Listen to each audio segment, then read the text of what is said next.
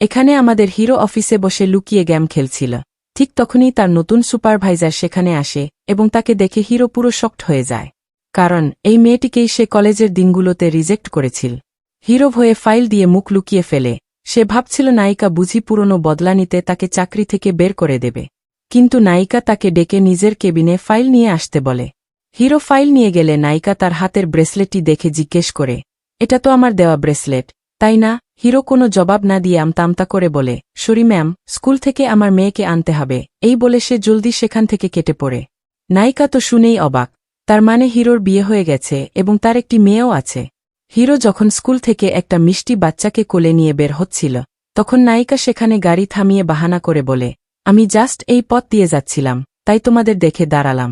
Hero যখন মেয়েটিকে নিয়ে চলে যেতে চায়, তখন ওই পিচ্চি মেয়েটি হিরোর কান টেনে ধরে বলে, তুমি আন্টির কাছে মিথ্যা কেন বলছ? তুমি তো আমার কাকু।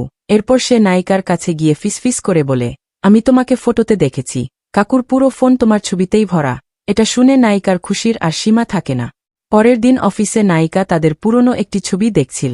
সে বুঝতে পারে হিরো আজও তাকে কতটা ভালোবাসে, কিন্তু কোনো এক কারণে তাকে এড়িয়ে চলছে।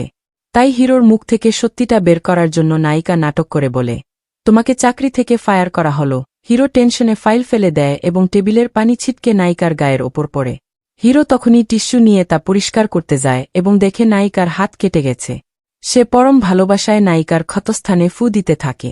নায়িকা তখন হিরোর চোখের দিকে তাকিয়ে মনে মনে বলে, তুমি যদি আমাকে এড়িয়ে চলার নাটক করো না কেন, আমি জানি তোমার হৃদয়ে আজও শুধু আমিই রাজত্ব করছি। বন্ধুরা, এই মিষ্টি প্রেমের গল্পটি আপনার কেমন লাগলো তা অবশ্যই কমেন্ট করে জানাবেন।